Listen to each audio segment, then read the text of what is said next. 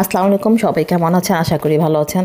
আজকে আমি আপনাদের সাথে 2 পাউন্ডেরই বাটার স্কচ কেক খুব সহজভাবে কীভাবে বানাইছি সেটা দেখাচ্ছি।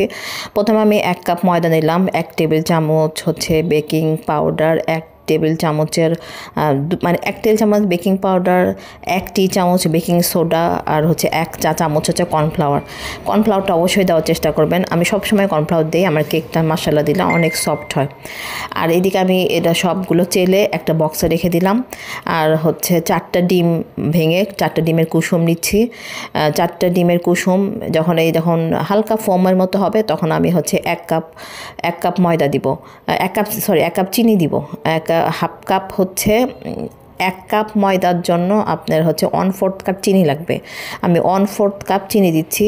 চিনি দেওয়ার পরে চিনিটা আমি একবারে মিশাবো না, মানে বারবার করে মিশাবো। একবারেও আপনারা মিশাতে পারেন, কোনো সমস্যা নাই, কিন্তু আমি একবারে মিশাই নেই। যখন আপনার এরকম একটা দাগ টানা যাবে, এরকম সাদা মিশ্রণটা হবে, তখন আপনি কুসুম দিয়ে দিবেন। কুসুম দেওয়ার পরে বাটার স্কচ মানে এসেন্সটা অবশ্যই দিবেন।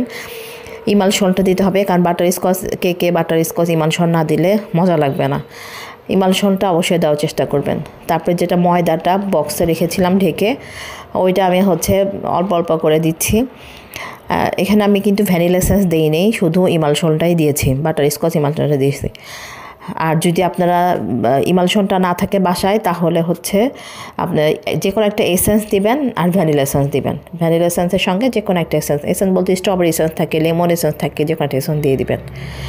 তারপরে হচ্ছে আপনার এরকম একটা মোল্ডে ঢেলে আমি হচ্ছে কাঠি দিয়ে করে 2 বার বাড়ি দিতে হবে, বাড়ি না দিলে হবে না। তারপরে কড়াইয়ের ভিতর ঢেকে রাখলাম।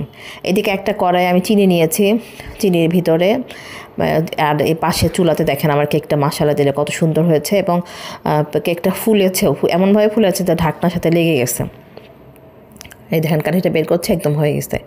এই পাশের চুলাতে কিন্তু আমার এই চিনি দেওয়া আছে। চিনিতে আমি ক্যারামেল করব। ক্যারামেল করার জন্য যখন চিনিটা এরকম লাল হবে তখন আমি নেড়ে দিচ্ছি। নেড়ে চুলার আঁচটা একদম কম রাখতে হবে। তারপরে এর ভিতরে বাটার দিয়ে দিবেন। বাটার দেওয়ার পরে বাদাম দিতে হবে। আমি বাদামগুলো হচ্ছে চীনা বাদাম, মানে খাওয়ার বাদাম। তারপরে একটু বাটার দিলাম, দেওয়ার পরে একটু নেড়ে, তারপরে বেশি মানে রাখা যাবে না, তাহলে আবার পুড়ে যাবে।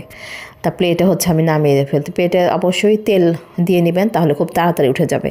আমার প্লেটে কিন্তু তেল দেওয়া আছে। এদিকে হচ্ছে আমি বাটার মানে বাদামটা করলাম, আর এদিকে হচ্ছে বাটার ক্যারামেল সসটা করব। ক্যারামেল সস করার সময় সেম আর কি।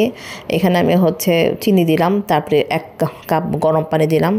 গরম পানি দেওয়ার পরে বাটার দিচ্ছি। বাটার দেওয়ার পরে আমি হচ্ছে হুইপ ক্রিম আমার বাসায় ছিল না, একদমই কম ছিল, এই জন্য আমি হচ্ছে দুধ দিয়েছি। আপনাদের যদি হুইপ ক্রিম থাকে আপনারা হুইপ ক্রিম দিবেন। আমি এখানে দুধ দিয়ে করেছি এটা। তারপর আমার ক্যারামেল সসটাও দেখেন মাশাআল্লাহ দিলে ভালো হয়েছে, অনেক সুন্দর হয়েছে। একদম ঘনভাবে নামানো যাবে না কিন্তু ক্যারামেল সসটা, তাহলে একদম ঘন হয়ে যাবে। এরকম আমার মতো পাতলা পাতলা করে নামাবেন, তাহলে আপনারা কাজ করতে পারবেন। কারণ ক্যারামেল সস এমনিতেই ঘন হয়ে যায়। তারপর একটা ব্যাগে ভরে আমি ওই শিল দিয়ে গুঁড়া করে নিচ্ছি বাদামগুলো।